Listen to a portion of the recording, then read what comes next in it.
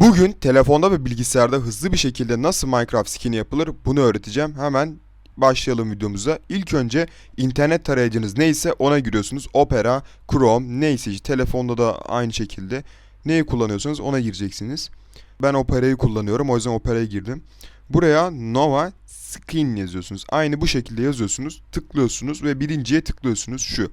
Nova Skin Me. Tıkladım, girmesini bekliyorum. Sonra buradan istediğiniz bir tipi seçebilirsiniz. Burada hazır tipler var. Şurada istediğiniz şeyi aratabiliyorsunuz. Ama önerim İngilizce bir şekilde aratın. İlk önce bu benim oyundaki tipim. Oyundaki tipimi şu anlık değiştirmek istiyorum. Çünkü bazı hataları var. Yani biraz eskidi. Kötü. Şimdi ilk önce şeyden başlayalım. Şunları kapatalım. Şu bu arada kapatmak işine yarıyor. Mesela şu anda şunları kapattığımız zaman sadece kafası kaldı. Kafasıyla eğer bir şey yapacak olsaydım böyle olacaktı. Ama ben kafasına dokunmayacağım. Aynı bu şekilde bırakacağım. Şu kulaklığını değiştireceğim falan filan.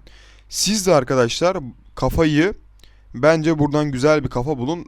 Onu seçin. İsterseniz sıfırdan da yapabilirsiniz tabii ama o zor biraz.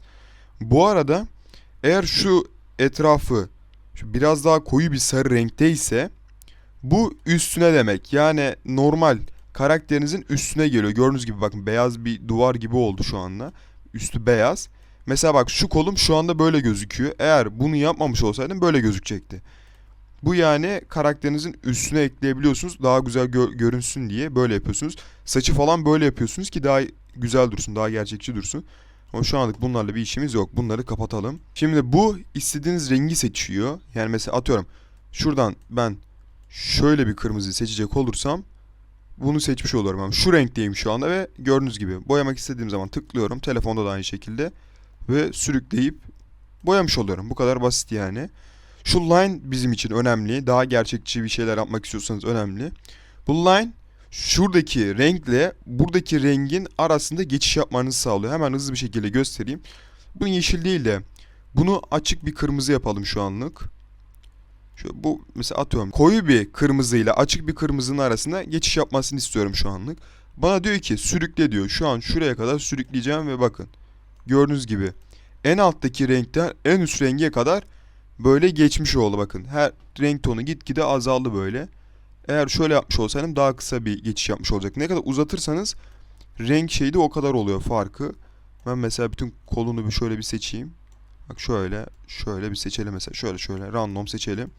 Mesela bakın şu an üstünde böyle daha değişik durdu. Daha güzel bir durdu aslında ama ben bunu böyle beğenmedim. Biraz daha bir koyu yapalım.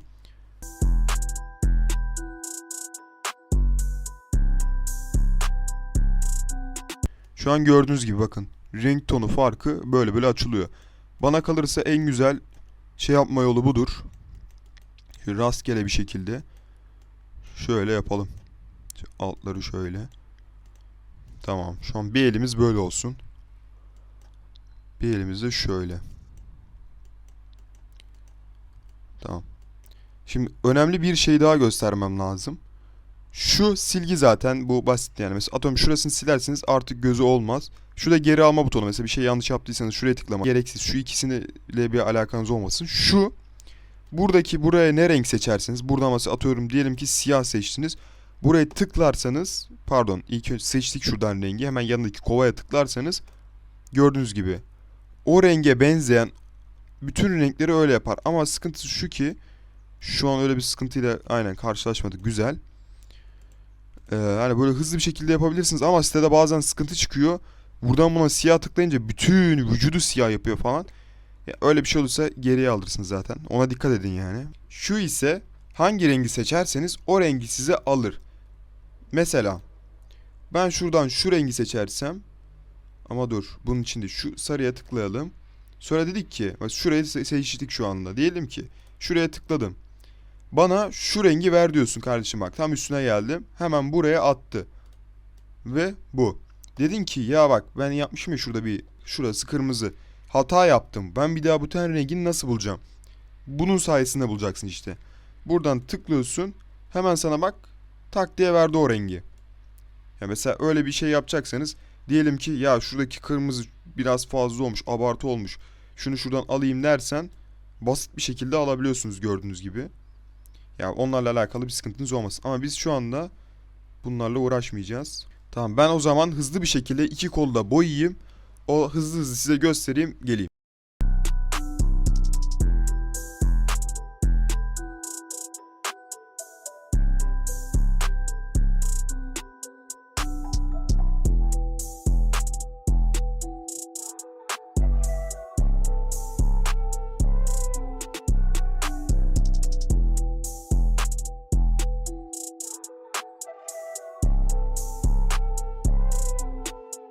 Mesela örnek veriyorum. Buradan yine kırmızı olmasın da değişik bir şey örnek vermek için şuradan sarı rengi seçtiniz. Buradan mesela örnek veriyorum. Şöyle bir kalp yapabilirsiniz mesela hani. Şu an nasıl yapabilirim bilmiyorum da. Şöyle bir şey olsun. Şu anlık şöyle olsun. Tamam, şu anlık buna kalp diyelim. Bu biraz da aslında bak. Şöyle de yapsan şey oluyor. Yüz gibi oldu bak şöyle. Mesela örnek veriyorum. Ya böyle şeyler yapabilirsiniz. Biraz Pikachu'ya da benzedi. Güzel oldu aslında. Böyle tasarımlar yapabilirsiniz. Şimdilik yaptığım gibi bir şey. Şu anlık böyle oldu. Şurası da siyah yapacağım. Pantolonu da siyah yapacağım.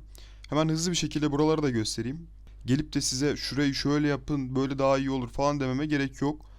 Bak gördüğünüz gibi kulaklık yapmak istiyorsanız da böyle bir kulaklık yapabilirsiniz. Yani bunu yapmak için size bir şey öğretmeme gerek yok. Ha, böyle yapılıyor. Ben size basit bir şekilde güzel nasıl yaparsın onu gösteriyorum. Saçı zaten yapmak istiyorsanız saç tasarımlarını dediğim gibi siteden bakıp yapabilirsiniz. Eğer kendiniz yapmak istiyorsanız da yetenek istiyor biraz, yani o biraz zor bir şey çünkü. Bana kalırsa yüzü kendiniz bulun. Buradan bir tane bulun birini. Onun yüzünü alın. Değişiklikler yapın. Ne bileyim, bere ekleyin, şapka ekleyin, bir şeyler ekleyin. Ne biraz daha farklı yapın. Kostümünü farklı yapın. Saçını çünkü yapmanız biraz dediğim gibi zor. Ben hemen hızlı bir şekilde şu pantolonla şeyde bir siyah yapayım. Orayı da görün.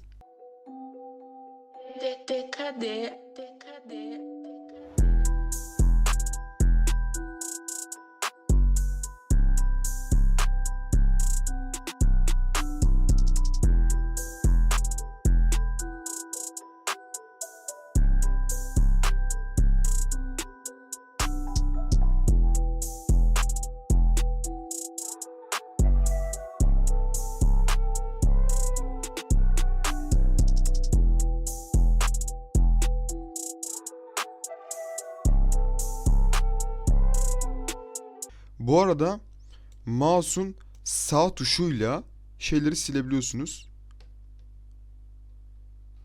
Sağ klikle.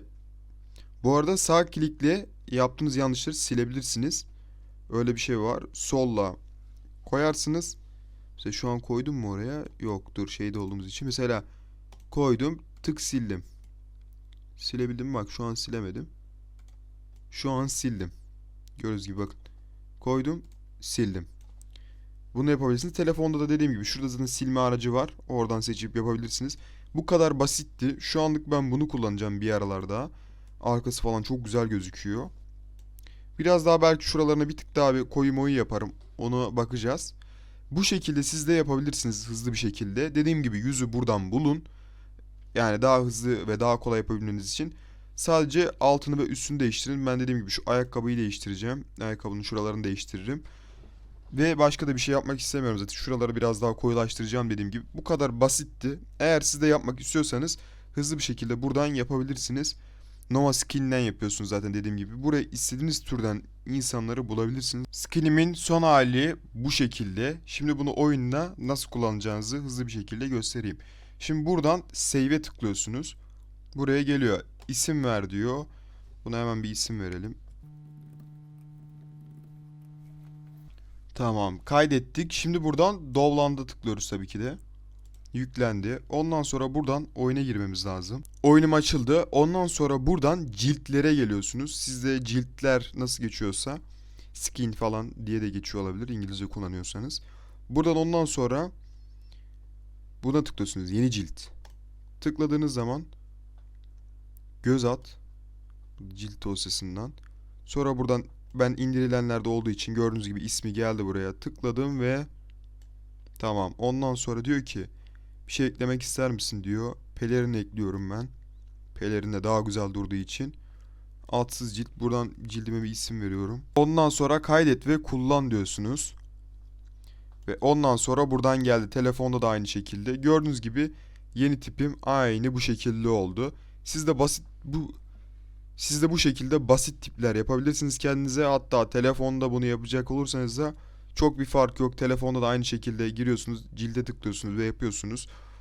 Önemli olan zaten yapması, şey basit. Gördüğünüz gibi Nova Skin'den dediğim gibi yapıyorsunuz. Görüşmek üzere. Bay bay.